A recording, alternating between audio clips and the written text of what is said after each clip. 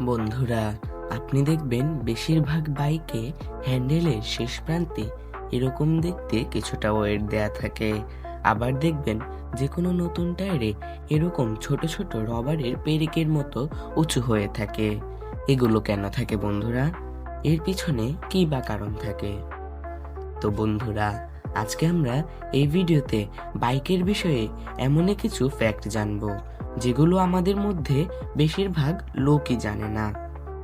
তাই বন্ধুরা, ভিডিওটি খুব ইনফরমেটিভ হতে চলেছে, তাই ভিডিওটি সম্পূর্ণ অবশ্যই দেখুন। তাহলে চলুন বন্ধুরা, এবারে ভিডিও সম্পর্কে জানা যাক। Let's go. নাম্বার 3, আপনি যদি বাইকের ড্র্যাগ রেস দেখে থাকেন তাহলে এটা অবশ্যই দেখেছেন যে ড্র্যাগ রেসে বেশিরভাগ বাইকগুলোতে পিছনের চাকাটা এরকম অনেকটা দূরে থাকে, মানে সুইংগামটাকে অনেকটা লম্বা করে এর পিছনের চাকাকে অনেকটা দূরে নিয়ে যাওয়া হয়, যেটা দেখতে অনেকটাই অদ্ভুত লাগে। কিন্তু এই বাইকগুলোর এই অদ্ভুত মডিফিকেশন করার পেছনে আসলে কারণটা কি? ড্র্যাগ রেস মানে হলো অল্প দূরত্বের মধ্যে কে কত গতি তুলতে পারে। কিন্তু সমস্যা হলো, যখন আমরা কোনো বাইককে খুব ফাস্ট গতি তুলি তখন বাইকের সামনের চাকা শূন্যে উঠে যায়, যেটাকে আমরা হুইলি বলি। এটা একটা নির্দিষ্ট লিমিট পর্যন্ত তো ঠিক আছে, কিন্তু এটা যখন লিমিটের বেশি হয়ে যায় তখন সামনের চাকা অতিরিক্ত শূন্যে উঠে বাইক ক্রাশ হতে পারে। আর এই হুইলিকে আটকানোর জন্যই ড্র্যাগ রেসের বাইকগুলোতে এমনটা করা হয়। বাইকের লেন্থ যত বেশি লম্বা করা হবে, দ্রুত গতি তোলার সময় হুইলি হওয়ার সম্ভাবনাও তত কমে যাবে। এই জন্যই বাইকের ড্র্যাগ রেসে বাইকের পিছনের চাকাকে একটু দূরে রেখে বাইককে একটু লম্বা করা হয় এবং রেস পরিচালনা করা হয়।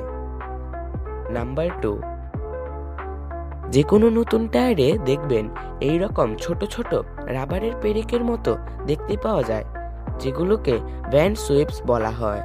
কিন্তু এগুলো থাকার পিছনে কারণ কি?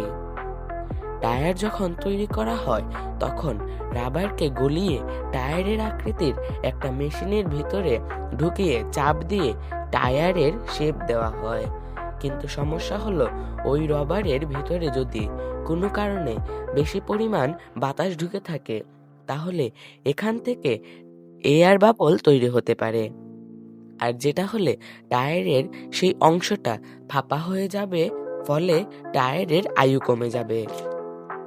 তাই এটাকে আটকানোর জন্য যে মেশিনে চাপ দিয়ে টায়ারকে তৈরি করা হয় সেই মেশিনে কিছু ছোট ছোট ফুটো করে রাখা হয়, আর এর ফলে কোনো কারণে রবারের ভেতরে বেশি পরিমাণ বাতাস ঢুকে থাকলে চাপ দেওয়ার সময় ওই ফুটা দিয়ে বাতাস বাইরে বেরিয়ে যায়।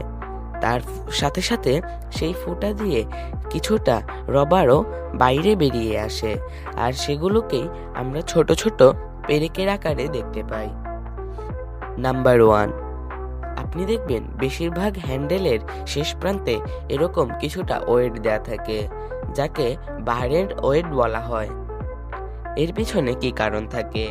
আমাদের মধ্যে অনেকেই ভাবি এটা হয়তো এমনি ডিজাইনের জন্য দেওয়া হয়েছে, কিন্তু না বন্ধুরা, এর পিছনেও কারণ আছে। কারণটা হলো, এই ওয়েটগুলো ব্যবহার করে ইঞ্জিনের ভাইব্রেশনকে বাইকের হ্যান্ডেল থেকে কমানো। কারণ ইঞ্জিন যদি অতিরিক্ত ভাইব্রেট করে তাহলে বাইকের হ্যান্ডেলিং খারাপ হতে পারে, আবার হাত থেকে আমরা একটা অস্বস্তি বোধ হতে পারে। কিন্তু হ্যান্ডেলের শেষ প্রান্তে কিছুটা ওয়েট ব্যবহার করলে হ্যান্ডেল থেকে অনেকটা পরিমাণ ভাইব্রেশন কমে যাবে। তাই বার এন্ড ওয়েট ব্যবহার করা হয় হ্যান্ডেলের শেষ প্রান্তে। তো বন্ধুরা, আজকের মতো এতটুকুই। দেখা হবে নতুন কোনো ভিডিওতে নতুন কোনো টপিক নিয়ে। আজকের মতো টাটা, বাই বাই।